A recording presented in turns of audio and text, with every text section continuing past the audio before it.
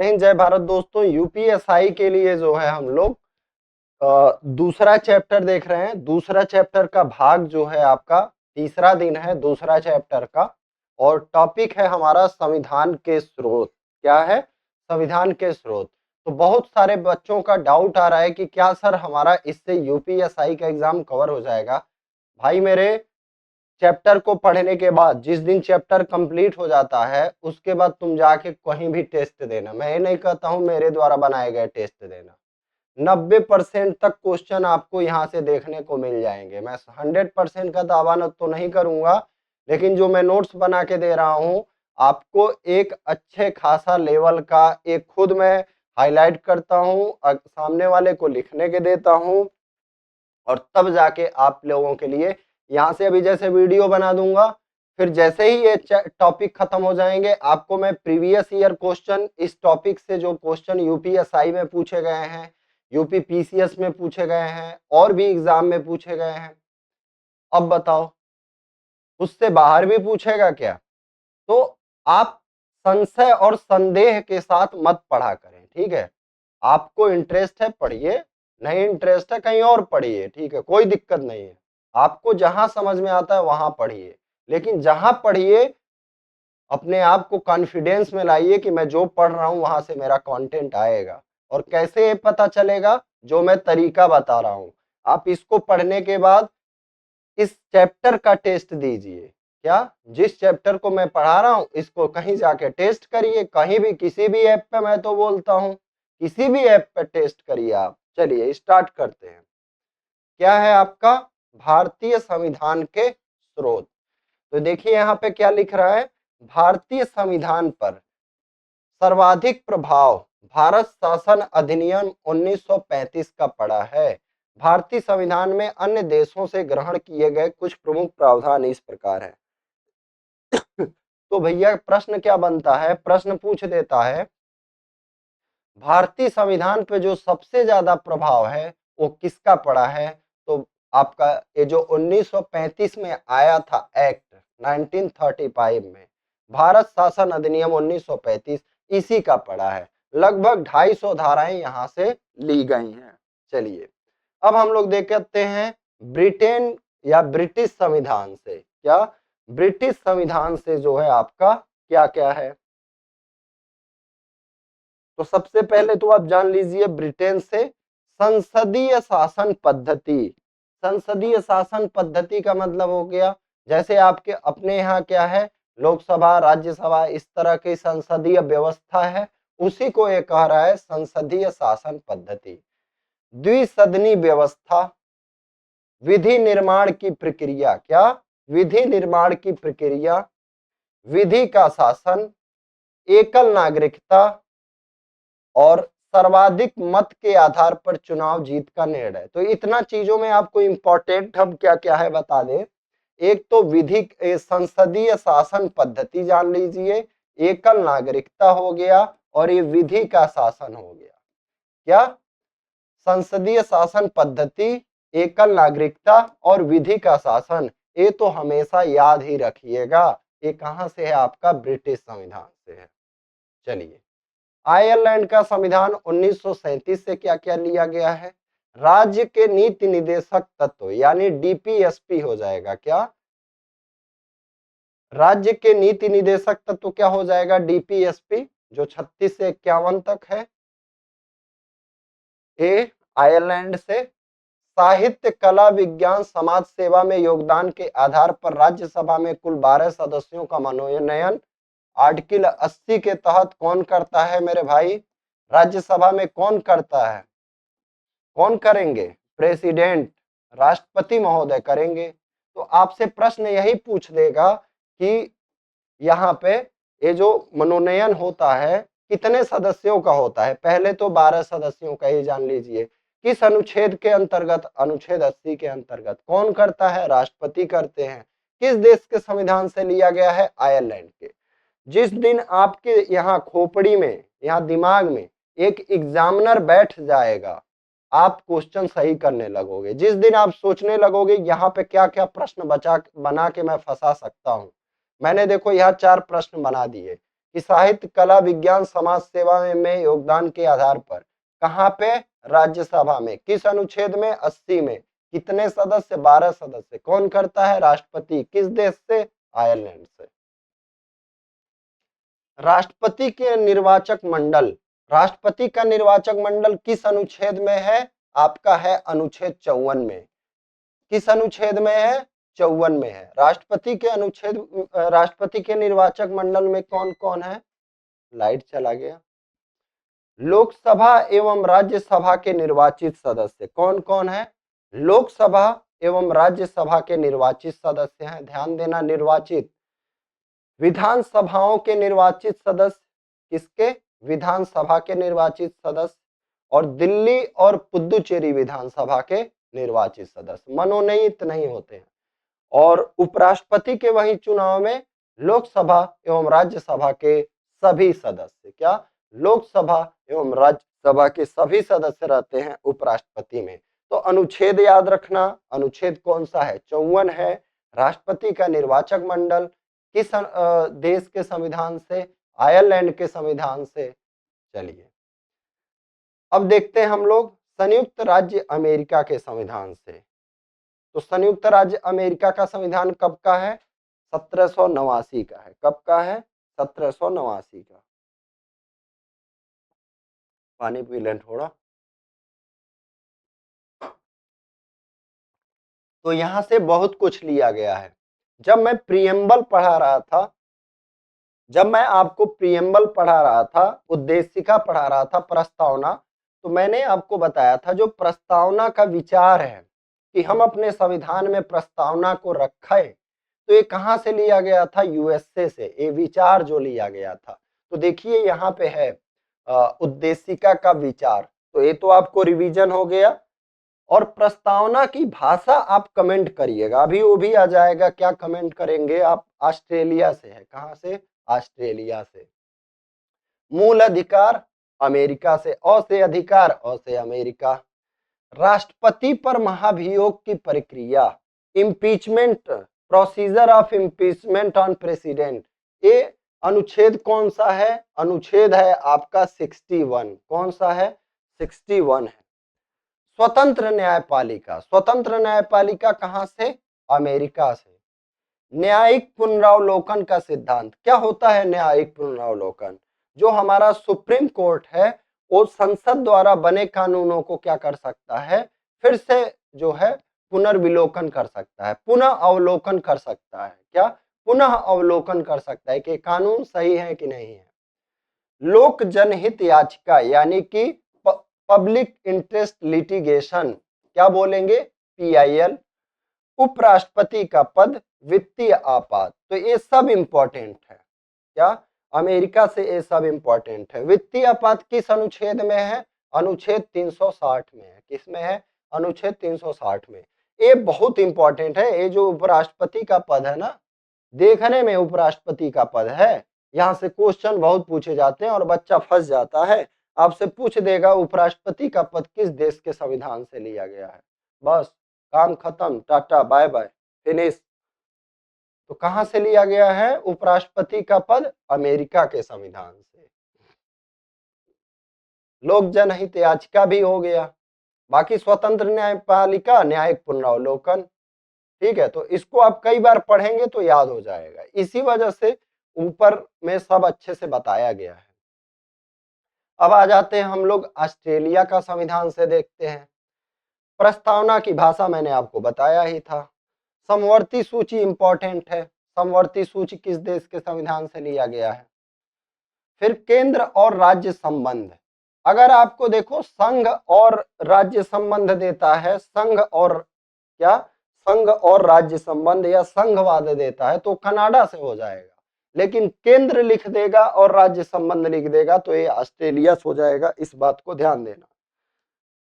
संसद के दोनों सदनों की संयुक्त बैठक किस अनुच्छेद में है? अनुच्छेद 108 में है। ध्यान देना इसको। संसद के दोनों सदनों की संयुक्त बैठक जो है किस अनुच्छेद में है? अनुच्छेद 108 में है। संयुक्त बैठक बुलाता कौन है? राष्ट्रपति बुलाते हैं। कौन बुलाता है? राष्ट्रपति बुलाते हैं। अध्यक्ष कौन होता है? राष्ट्रपति तो बुलाए, अध्यक्ष कौन होता है? लोकसभा अध्यक्ष। कौन अध्यक्ष होता है? लोकसभा अध्यक्ष। अगर लोकसभा अध्यक्ष नहीं रहेंगे तो फिर सॉरी फिर आ जाते हैं हम लोग कनाडा के संविधान से। देखिए, संघीय शासन प्रणाली। कनाडा से क्या है आपका? संघीय शासन प्रणाली है। फिर आपका क्या है? राज्यपाल द्वारा राष्ट्रपति के विचारणार्थ विधेयक सुरक्षित रखना। जैसे राज्यों में जब विधेयक प्रस्तुत किया जाता है विधानसभा में, तो राज्यपाल के पास पावर होता है, या तो वह क्या करे, विधेयक को पास कर दे, या लौटा दे, या राष्ट्रपति महोदय के पास भेज दे। ठीक है, तो ये कहां से लिया गया है? कनाडा से। अवशिष्ट शक्तियों का सिद्धांत। क्या? अवशिष्ट शक्तियों का पूछ देगा आपसे। ठीक है, अवशिष्ट शक्तियों का, तो कनाडा से। राज्यों में राज्यपाल की केंद्र द्वारा नियुक्ति। राज्यों में जो राज्यपाल की केंद्र द्वारा नियुक्ति होती है, मैं लवंग डाल लेता हूं मुंह में। राज्यों में राज्यपाल की केंद्र द्वारा नियुक्ति, ये भी कहां से? आपका कनाडा से। जहां से ऐसा प्रतीत होता है कि संघवाद का लक्षण है, एक कनाडा से है। देखिए, संघीय शासन प्रणाली, राज्यपाल द्वारा राष्ट्रपति के विचारार्थ विधेयक सुरक्षित रखना, अवशिष्ट शक्तियों का सिद्धांत, राज्यों में राज्यपाल की केंद्र द्वारा नियुक्ति। चलिए, जापान के संविधान से देखिए, अनुच्छेद 21 में वर्णित विधि द्वारा स्थापित प्रक्रिया क्या है? अनुच्छेद 21 में वर्णित विधि द्वारा स्थापित प्रक्रिया, ये आपका क्या है? जापान के संविधान से। फिर दक्षिण अफ्रीका का देखिए क्या है, संविधान संशोधन किस अनुच्छेद में है? 368 से है। राज्यसभा के सदस्यों का निर्वाचन, तो राज्यसभा के सदस्यों का निर्वाचन किसके द्वारा होता है? विधानसभा के सदस्यों द्वारा होता है। और ये कहां से है? आपका दक्षिण अफ्रीका के संविधान से। सोवियत संघ रूस के संविधान से क्या लिया गया है? मौलिक कर्तव्य लिया गया है। मौलिक कर्तव्य किस संविधान संशोधन द्वारा? 42 अमेंडमेंट द्वारा 1976, सरदार स्वर्ण सिंह समिति 1976 में। फ्रांस के संविधान से देखिए, गणतंत्रात्मक शासन प्रणाली। कौन सा? गणतंत्रात्मक शासन प्रणाली। ये कहां से है? फ्रांस से। याद रखिएगा। स्वतंत्रता, समानता एवं बंधुत्व का सिद्धांत। क्या? स्वतंत्रता, समानता एवं बंधुत्व का सिद्धांत ये कहां से है? आपका फ्रांस से है। जर्मनी का वीमर संविधान, आपात का उपबंध जो है, जो आपात के बारे में बताया गया है, जर्मनी के वीमर संविधान से बताया गया है। फिर आ जाइए, भारत सरकार भारत शासन अधिनियम से लगभग 250 अनुच्छेद वैसे के वैसे लिए गए हैं। तो सबसे बड़ा स्रोत हमारा क्या हो जाता है? भारत शासन अधिनियम 1935 हो जाता है। चलिए, ये देखिए, भाषाई प्रांत आयोग एक बार रिवीजन कर लीजिए। पहले पार्ट में हम लोगों ने देखा था। इसके धर आयोग कब बना था? 1947 में बना था। इसके धर इसके अध्यक्ष थे जवाहरलाल नेहरू, वल्लभ भाई पटेल और पट्टाभी सीतारमैया। जेवीपी समिति कब बना था? 1948 में। कौन कौन थे? देखिए, जवाहरलाल नेहरू, वल्लभ भाई पटेल, पट्टाभी सीतारमैया। फिर फजल अली आयोग 1953 में बना था। कब बना था? 1953 में। इनका ईयर याद रखिएगा, डायरेक्ट आपसे ईयर पूछ सकता है कि एसके धर आयोग कब बना? 47 में। जेवीपी समिति 1948 में और फजल अली आयोग 1953 में। और ये भी पूछ सकता है निम्न में से कौन जेबीपी समिति में नहीं था? ये भी पूछ सकता है कि निम्न में से कौन जेबीपी समिति में नहीं था? तो आपका क्या कौन था? जवाहरलाल नेहरू थे, वल्लभ भाई पटेल थे, पट्टाभी सीतारमैया थे। चलिए, क्या आप जानते हैं देश में स्वतंत्रता के समय 562 देशी रियासतें मौजूद थी। इनमें से 559 देशी रियासतें स्वेच्छा से भारत में अपने रक्षा, विदेशी मामले और संचार व्यवस्था को इसके अधीनस्थ कर अपने राज्य का विलय कर दिया था। मात्र 3 देशी रियासतें ऐसी थी जिनके विलय में कठिनाई उत्पन्न हुई। ये कौन कौन थी देखिए, आपका जूनागढ़, हैदराबाद, जम्मू कश्मीर। अंततः जूनागढ़ को जनमत संग्रह, तो देखो यहाँ ज और यहाँ जन, ये जन है तो जनमत संग्रह से। हैदराबाद को सशस्त्र कार्यवाही द्वारा या पुलिस कार्यवाही द्वारा, और 26 अक्टूबर 1947 को जम्मू कश्मीर के महाराजा हरि सिंह ने पाकिस्तानी कबायली आक्रमण से भयाक्रांत होकर भारतीय संघ में अपना विलय स्वीकार कर लिया। तो आपसे ये डेट पूछ सकता है कि उन्होंने कब स्वीकार किया था, 26 अक्टूबर 1947 को। चलो आगे बढ़ते हैं। इन नए राज्यों का गठन है, कौन सा राज्य कब बना, तो याद कैसे होगा, ऐसे नहीं याद होगा मेरे भाई। 1 रुपए का मैप ले आओ, 1 रुपए का मैप ले आओ, मिरर के सामने लगा दो, इसको फिल कर दो। आंध्र प्रदेश 53 में बना मेरे भाई, गुजरात 1960 में बना, नागालैंड 63 में बना, हरियाणा 66 में बना, हिमाचल प्रदेश 71 में बना। इस तरह से मैप में भर के जो है शीशा के पास, दर्पण के पास लगा दो, और जब जब आप मतलब इस तरह से अपना बाल संवारो या कुछ भी, उसको देख लो, वो चीजें याद हो जाएंगी। तो इसमें ज्यादा मुझे पढ़ाने का कुछ भी नहीं है, मतलब रटने वाली ही चीज है। तेलंगाना 2 जून 2014, झारखंड 15 नवंबर 2000, उत्तराखंड 9 नवंबर। ये आपका 1915 है और 2000 में। चलो, विभिन्न राज्य या संघ राज्यों के परिवर्तित नाम, यानी किसका जो है पहले नाम क्या था। मद्रास, जो अभी वर्तमान में आपका तमिलनाडु है, ये पहले मद्रास हुआ करता था। कर्नाटक मैसूर हुआ करता था। लक्षद्वीप, लंकादीव, मिनिकॉय, अमिनी द्वीप समूह होते थे। उत्तराखंड, उत्तरांचल, पुदुचेरी, पांडिचेरी, ओडिशा, उड़ीसा हुआ करता था। चलो, नागरिकता देख लेते हैं। अब हम लोग क्या देखते हैं, नागरिकता देखते हैं। संविधान के भाग 2 में नागरिकता किसमें है, संविधान के भाग 2 में अनुच्छेद 5 से 11 तक नागरिकता से संबंधित प्रावधान किए गए हैं। किससे संबंधित प्रावधान किए गए हैं, नागरिकता से।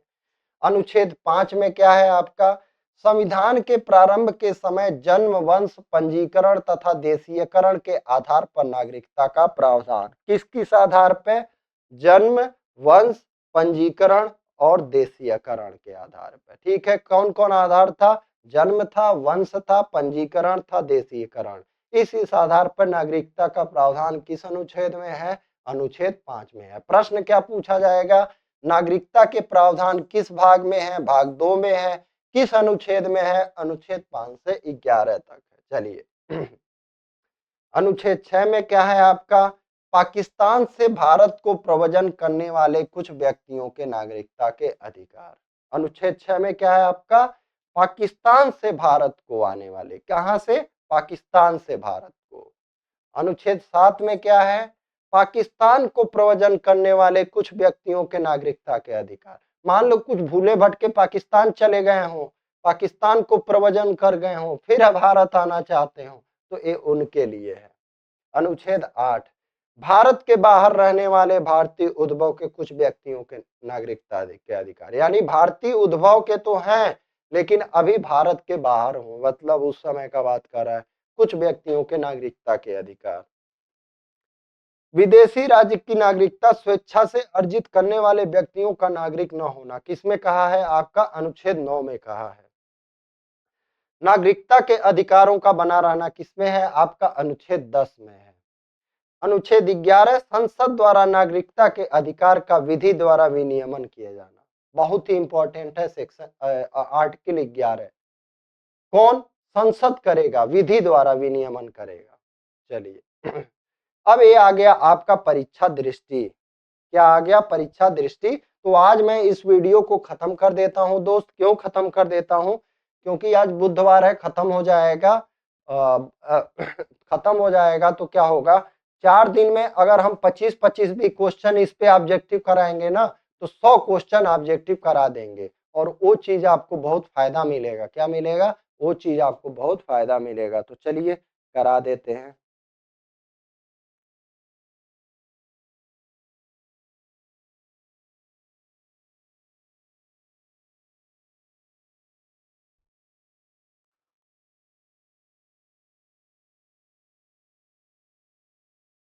चलिए 1 मिनट पानी पी लें तो हम लोग परीक्षा दृष्टि से देखते हैं। ये परीक्षा दृष्टि क्या है मेरे दोस्त, जो अब तक हम लोग पढ़े हैं उसी का रिवीजन है, समझ लो कि परीक्षा की दृष्टि से महत्वपूर्ण क्या है। तो देखो पहला क्या है यहाँ पे, मूल उद्देशिका में भारत को कैसा राज्य बनाने का संकल्प लिया गया था। जो हमारा मूल उद्देशिका था, यानी जब पहली बार आपका प्रस्तावना बना था संशोधन से पहले, 42वां संशोधन से पहले कैसा था, संपूर्ण प्रभुत्व संपन्न लोकतंत्रात्मक गणराज्य। लेकिन संशोधन के बाद कैसा हो गया, 1976 के बाद समाजवादी, पंथ निरपेक्ष और अखंडता शब्द जोड़े गए। कौन से शब्द जोड़े गए, समाजवादी, पंथ निरपेक्ष और अखंडता शब्द जोड़े गए 42वें संविधान संशोधन अधिनियम 1976 द्वारा।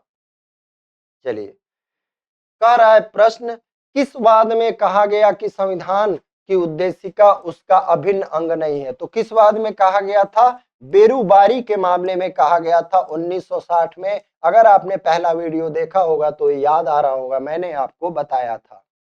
संविधान निर्माताओं के विचारों को जानने की कुंजी किसे कहा जाता है, ये भी चीज मैंने बताया था। संविधान जो निर्माता थे, अगर उनके विचार जानना है तो आप किसको देखिए, उद्देशिका को देखिए आप। किस मामले में यह कहा गया कि प्रस्तावना संविधान का भाग है। तो केशवानंद भारती बनाम केरल राज्य के वाद में कहा गया। ये वाद कब हुआ था, 1973 में। कब हुआ था, 1973 में हुआ था। इसी वाद में कहा गया था कि जो हमारा प्रस्तावना है वह संविधान का भाग है। किस वाद में संविधान की उद्देशिका में संशोधन का प्रावधान किया गया, यही जो है केशवानंद भारती वाद में ही कहा गया कि प्रस्तावना में संशोधन किया जा सकता है क्योंकि वह संविधान का भाग है। भारतीय संविधान की प्रस्तावना में वर्तमान में भारत को किस रूप में घोषित किया गया है, ये एकदम याद रखना, डिट्टो ऐसे ही पूछेगा लाइन।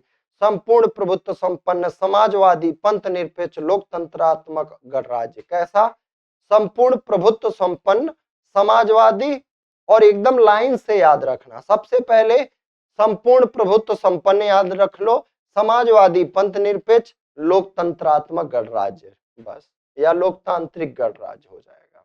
चलिए, उद्देशिका में निहित आधारभूत ढांचे की अवधारणा का निर्धारण किस वाद में किया गया था।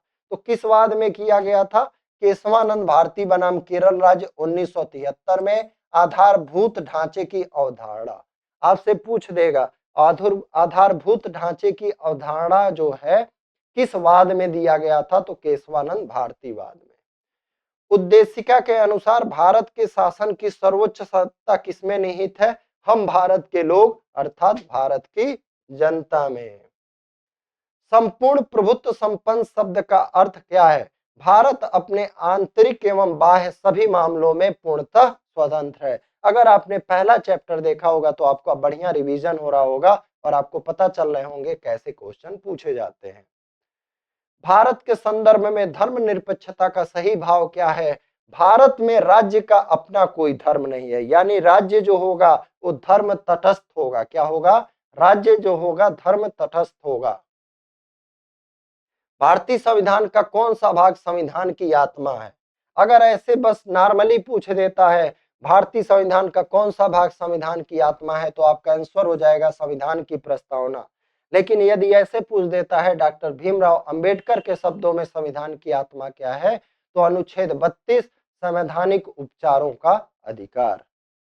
चलिए, भारतीय संविधान की प्रस्तावना में वर्णित उद्देश्यों एवं आदर्शों की व्याख्या संविधान में कहाँ की गई है, तो मूल अधिकारों, नीति निदेशक सिद्धांतों एवं मौलिक कर्तव्यों के अध्याय में।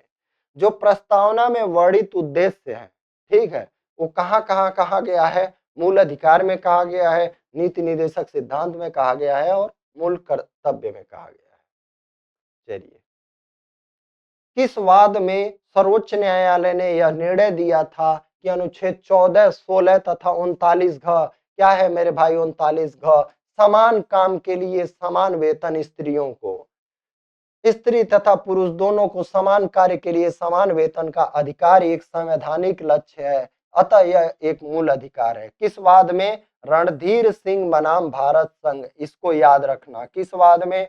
रणधीर सिंह बनाम भारत संघ वाद में कहा गया था पुरुष हो या महिला हो उसको समान काम के लिए समान वेतन। और कौन सा अनुच्छेद में है ये? 39 घ के अंतर्गत। किस अनुच्छेद के अंतर्गत? 39 घ के अंतर्गत। तो ये याद रखना, रणधीर सिंह बनाम भारत संघ। विश्व का प्रथम पंथ निरपेक्ष राष्ट्र कौन है? संयुक्त राज्य अमेरिका। राज्य का सबसे महत्वपूर्ण तत्व क्या है? तो राज्य के अंतर मतलब राज्य में संप्रभुता होनी चाहिए, सबसे महत्वपूर्ण है। आपसे प्रश्न यही पूछ देगा, राज्य का सबसे महत्वपूर्ण तत्व क्या है? तो संप्रभुता है। अगला है, प्रस्तावना में समाजवादी, पंथ निरपेक्ष और अखंडता शब्द कब जोड़े गए? तो 42वें संविधान संशोधन द्वारा 1976 में ये तीन शब्द जोड़े गए, समाजवादी, पंथ निरपेक्ष और आपका कौन सा? अखंडता। संविधान की उद्देशिका में अब तक कितनी बार संशोधन किया गया है? सिर्फ एक बार किया गया है, वो भी कब? 1976 में। मेरा देखिए गला खराब है, सर्दी है, तब भी मैं कर रहा हूँ, ठीक है, काम कर रहा हूँ, प्रयास कर रहा हूँ, तो हार मत मानना आप लोग, बढ़िया से पढ़ो। भारत कब एक संपूर्ण प्रभुत्व संपन्न लोकतंत्रात्मक गणराज्य बना? 26 जनवरी 1950 को। कब बना? 26 जनवरी 1950 को। भारत एक गणतंत्र है। क्या है? गणतंत्र। इसका अर्थ क्या है? तो भारत का जो राष्ट्राध्यक्ष है वंशानुगत न कर निर्वाचित होगा। तो गणतंत्र का मतलब क्या होता है? जैसे राष्ट्रपति महोदय जो हैं वो क्या वंशानुगत होते हैं? नहीं, निर्वाचित होते हैं। क्या होते हैं? निर्वाचित होते हैं। अप्रत्यक्ष रूप से होते हैं, ये भी जान लेना, डायरेक्ट जनता नहीं करती है उनको।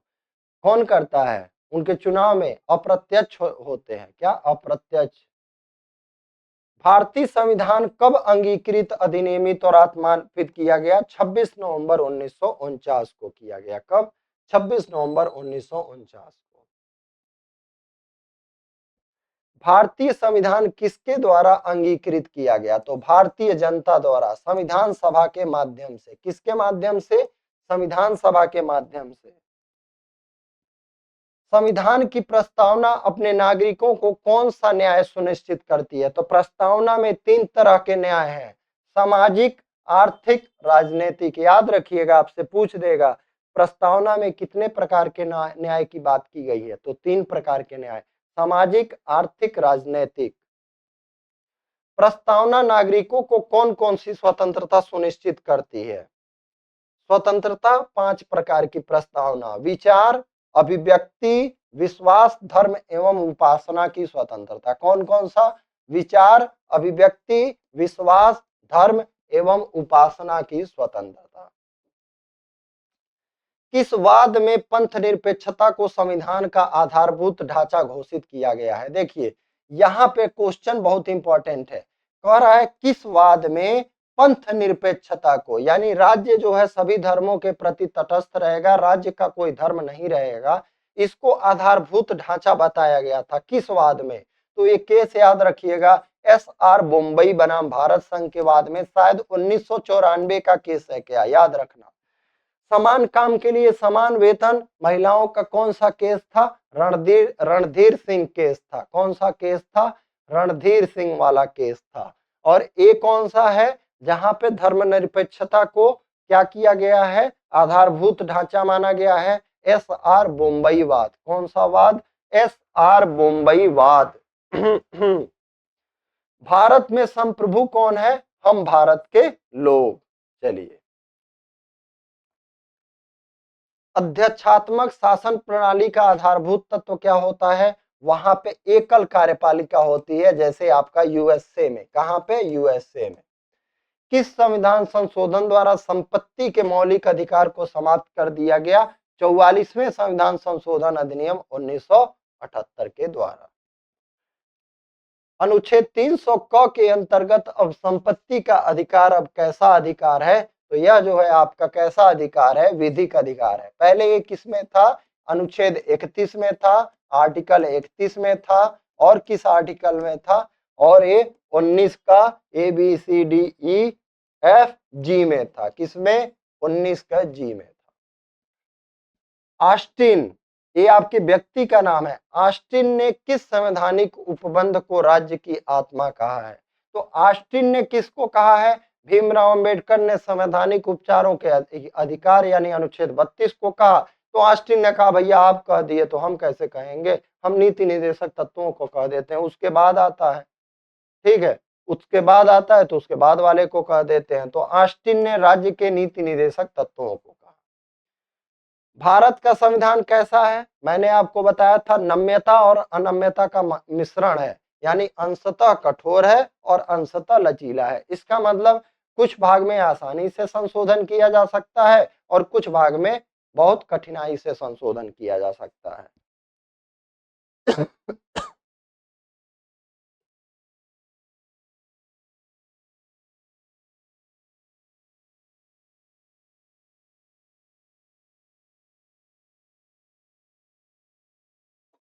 चलिए, किसने भारतीय संविधान को अर्धसंघीय संविधान कहा है? क्या? अर्धसंघीय संविधान। आपसे डायरेक्ट क्वेश्चन पूछ देगा, ए भाई बतावा हो किसने अर्धसंघीय संविधान कहा था? तो किसने कहा था? केसी हियर ने कहा था। किसने कहा था? केसी हियर ने। भारतीय संविधान को आवश्यकता से अधिक कठोर संविधान किसने कहा? सर आइवर जेनिंग्स ने। किसने कहा? उन्होंने कहा भैया ये तो बहुत आवश्यकता से अधिक कठिन है। इनका नाम है कठिन है, देखिए, सर आइवर जेनिंग्स, तीन तीन नाम ले लिए हैं। भारतीय संविधान का स्वरूप किस प्रकार का है? ये याद रखिएगा, बहुत कठिन, घुमा के ऐसा देगा ना, ऐसे याद रखिएगा। देखिए, स और स पहले आएगा, ठीक है। देखिए, संरचना में संघात्मक, भावना में एकात्मक, ऐसे याद रखिएगा। संरचना में संघात्मक, भावना में एकात्मक, संरचना में संघात्मक, भावना में एकात्मक। इसको याद कर लीजिएगा, रट्टा मार दीजिएगा। संरचना में कैसा है? ये संघात्मक है, लेकिन भावना में कैसा है? एकात्मक है। भारतीय संविधान में संघीय शब्द की जगह किसका प्रयोग किया गया है? तो आपका संविधान के अनुच्छेद 1 में राज्यों का संघ, यूनियन ऑफ स्टेट कहा गया है। क्या? Union of state. किसका कथन है कि भारतीय संविधान को संघात्मकता के तंग ढांचे में नहीं ढाला गया है? डॉक्टर भीमराव अंबेडकर जी का शब्द है। संघात्मक संविधान का सबसे प्रमुख लक्षण क्या है? केंद्र और राज्य के मध्य शक्तियों का वितरण। क्या? संघात्मक संविधान का सबसे प्रमुख लक्षण क्या होता है? उसमें केंद्र और राज्यों के मध्य शक्तियों का वितरण होता है। भारतीय संघवाद को सहकारी संघवाद किसने कहा? जी ऑस्टिन ने। इसमें ज्यादा कुछ याद ही नहीं रखना है, बस इनका नाम, कौन किसने क्या कहा। यहां पे देखिए लक्षण, देखिए संघात्मक संविधान के प्रमुख लक्षण क्या क्या हैं? शक्तियों का विभाजन, लिखित संविधान, संविधान की सर्वोच्चता, संविधान की अपरिवर्तनशीलता तथा स्वतंत्र न्यायपालिका। ये किसके लक्षण हैं? संघात्मक संविधान के लक्षण हैं। भारतीय संविधान में एकात्मक संविधान के प्रमुख लक्षण कौन कौन से हैं? एकल नागरिकता, राज्यपाल की राष्ट्रपति द्वारा नियुक्ति, आपातकालीन उपबंध, अखिल भारतीय सेवाएं, संसद के नए राज्य निर्माण की शक्ति, राज्य सूची पर संसद की विधि बनाने की शक्ति। ये सब क्या करता है? आपका एकात्मक संविधान। जब पूरा पढ़ेंगे ना डीप में, जब मैं पढ़ाते जाऊंगा तब आपको ये सब चीजें समझ में आती जाएंगी, ज्यादा परेशान होने की जरूरत नहीं है, तब आपको ये सब चीजें समझ में आएंगी। मूल भारतीय संविधान में मताधिकार की न्यूनतम आयु कितनी थी? 21 वर्ष थी। तो किस संशोधन अधिनियम द्वारा 18 वर्ष किया गया? आपसे डायरेक्ट क्वेश्चन पूछेगा। पहले कितना था? 21, अब कितना है? 18। तो आखिर संविधान संशोधन हुआ होगा तभी ना बदला होगा। तो कौन सा संविधान संशोधन? 61 अमेंडमेंट। और 61 अमेंडमेंट कब हुआ था? 1989 में। कब हुआ था? 61 अमेंडमेंट 1989 में। इसके तहत आपका मताधिकार का, वयस्क मताधिकार 21 वर्ष से कब कितना किया गया? 18 वर्ष किया गया। अगला क्वेश्चन है, किन आधारों पर किसी व्यक्ति को उसके मताधिकार से वंचित किया जा सकता है? तो देखिए, अनिवास, चित्त विकृति, अपराध या भ्रष्ट अथवा अवैध आचरण के आधार पर। जब मैं आपको पढ़ा रहा था नागरिकता कैसे समाप्त हो सकती है, तो ये चीजें मैंने आपको बताया था। किस वाद में सर्वोच्च न्यायालय ने कहा था कि भारतीय संविधान एक परिसंघात्मक संविधान है और परिसंघवाद संविधान का आधारभूत ढांचा है? तो किसमें कहा था? एस.आर. मुंबई बनाम भारत संघ। देखिए ये वाद आपका कब हुआ था? 1994 में हुआ था। एस.आर. मुंबई बनाम भारत संघ। इसको एकदम पढ़ के रखिएगा। किस वाद में सर्वोच्च न्यायालय ने कहा ना कि भारतीय संविधान एक परिसंघात्मक संविधान है? किस वाद में कहा था? एस.आर. मुंबई बनाम भारत संघ। चलिए, भारत के राज्यों और उसके राज्य क्षेत्रों को किस अनुसूची में विनिर्दिष्ट किया गया है? तो अनुसूचियां जब भारत का संविधान बना था तो 8 था। अब जो है आपके पास कितनी अनुसूची है? 12 अनुसूची। तो सबसे पहले अनुसूची में जो है भारत के राज्यों और उसके राज्य क्षेत्रों को विनिर्दिष्ट किया गया है। किसी राज्य के क्षेत्र नाम या सीमा में परिवर्तन करने वाला विधेयक किसकी सिफारिश पर? तो मैंने आपको बताया था पहले राष्ट्रपति जी से परमिशन लेना पड़ेगा, तभी ऐसा आप कर सकते हैं। अपनी मर्जी से विधेयक कोई नहीं ला सकते हैं कि मुंह उठाए चल दिए चलो नाम बदल देते हैं। पहले राष्ट्रपति जी से आपको क्या कराना पड़ेगा? उसका सिफारिश करना पड़ेगा। कितना मिनट का हो गया वीडियो? 36। चलिए कोशिश करते हैं इसको आज खत्म कर दिया जाए। संविधान के किस अनुच्छेद के तहत भारत को राज्यों का संघ? अनुच्छेद 1 के तहत। भारत में किसकी सर्वोच्चता स्थापित की गई है? तो भारत में जो सबसे सर्वोच्च है आपका संविधान है। आप लोगों ने देखा था संविधान से ही सबको शक्ति प्राप्त है। न्यायपालिका को, व्यवस्थापिका को, कार्यपालिका को, सबको जो है शक्ति किससे मिली है? ये हमारे संविधान से ही शक्ति मिली है। किसी राज्य के नाम, सीमा या क्षेत्र में परिवर्तन करने वाले विधेयक को राष्ट्रपति किसकी राय के लिए प्रेषित करते हैं? तो वहां का जो विधानमंडल होता है, संबंधित राज्य के विधानमंडल को, लेकिन उनका राय मानने के लिए बाध्य नहीं होता है। उनका मन करे तो माने, ना मन करे तो ना माने। संसद किसी नए राज्य का निर्माण, संघ में प्रवेश या नाम आदि में परिवर्तन किस प्रकार के बहुमत से कर सकती है? साधारण बहुमत से। संसद किस प्रकार किसी भारतीय भूभाग को किसी अन्य देश को सौंप सकती है? संविधान में संशोधन करके। याद रखिएगा, जब संसद को मतलब भारत को जैसे किसी अपने भूभाग को किसी दूसरे देश को देना है, तब संशोधन करना पड़ेगा, तब अनुच्छेद 368 के अंतर्गत संशोधन करना पड़ेगा। 9वें संविधान संशोधन द्वारा भारत ने कौन सा राज्य क्षेत्र पाकिस्तान को सौंपा था? बेड़ूबाड़ी राज्य क्षेत्र। यही तो वाद हुआ था। कब हुआ था? बेड़ूबाड़ी केस आपका हुआ था 1960 में। 9वें संविधान संशोधन का संबंध किस मामले से है? बेड़ूबाड़ी मामले से है। डॉक्टर राजेंद्र प्रसाद द्वारा किसकी अध्यक्षता में 4 सदस्यीय भाषी प्रांत आयोग गठित किया गया था? एस के धर की अध्यक्षता में कब किया गया था? 1947 में किया गया। तेलुगु भाषियों के लिए अलग राज्य की मांग करते हुए आमरण अनशन के कारण किसकी मृत्यु हो गई थी? पोट्टू श्रीरामुलु की। कब हुई गई थी? 1952 में हो गई थी। कब? 1952 में। भाषाई आधार पर 1 अक्टूबर 1953 को सर्वप्रथम किस राज्य का गठन हुआ था? आपका आंध्र प्रदेश। याद रखिएगा, भाषा के आधार पर गठित होने वाला प्रथम राज्य कौन सा है? आंध्र प्रदेश है। 1953 में किसकी अध्यक्षता में राज्य पुनर्गठन आयोग का गठन किया गया था? फजल अली। उसके अन्य सदस्य याद रखिएगा, के.एम. पनिक्कर, एच.एन. कुंजरू। जो आपका भाषा आयोग, राज्य पुनर्गठन आयोग 1953 में, कौन सा राज्य पुनर्गठन आयोग 1953 में, इसके अध्यक्ष कौन थे? फजल अली। अन्य सदस्य थे के.एम. पनिक्कर और एच.एन. कुंजरू। चलिए, राज्य पुनर्गठन अधिनियम 1956 द्वारा कितने राज्यों और संघ शासित प्रदेशों का गठन किया गया? तो 14 राज्य और 6 आपके संघ शासित प्रदेश। मूल संविधान में राज्यों को कितने वर्गों में विभाजित किया गया था? तो 4 वर्गों में। कितने वर्गों में किया गया था? 4 वर्गों में, क, ख, ग और घ। 7वां संविधान संशोधन किससे संबंधित है? तो राज्यों के पुनर्गठन से। संविधान 7वां संविधान संशोधन कब आया था? 1956 में आया था। ये भी याद रखिएगा। ये 7वां जो अमेंडमेंट था, राज्यों के पुनर्गठन से था। और कब आया था? 1956 में आया था। समझौते द्वारा अर्जित फ्रांसीसी उपनिवेशों से 1962 में कौन सा संघ शासित राज्य गठित किया गया? तो पांडिचेरी का गठन कब हुआ? 1962 में हुआ। गुजरात का 15वें राज्य के रूप में गठन कब तथा किससे पृथक करके किया गया? 1960 में महाराष्ट्र से पृथक कर। भारत के 26वें राज्य के रूप में छत्तीसगढ़ का गठन कब किया? 1 नवंबर 2000। 27वां 9 नवंबर 2000 उत्तराखंड। 28वां झारखंड 15 नवंबर 2000। वर्तमान में भारत में कुल कितने राज्य तथा कितने संघ शासित प्रदेश हैं? 28 राज्य, 8 संघ राज्य।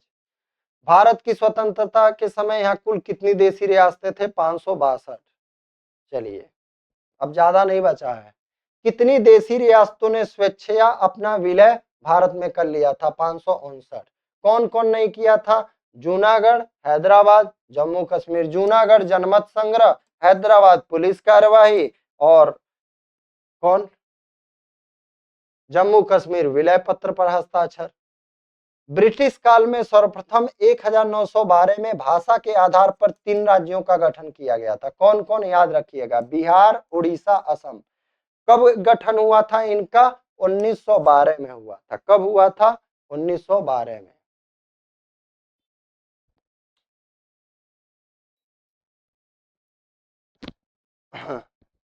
चलिए, भारत में कुल कितनी क्षेत्रीय परिषद हैं? 5। क्षेत्रीय परिषदों का गठन किसके द्वारा किया जाता है? राष्ट्रपति के द्वारा। डायरेक्ट ऐसे प्रश्न पूछेगा। कुल कितनी क्षेत्रीय परिषद है? 5। गठन कौन करता है? राष्ट्रपति। बस बात खत्म।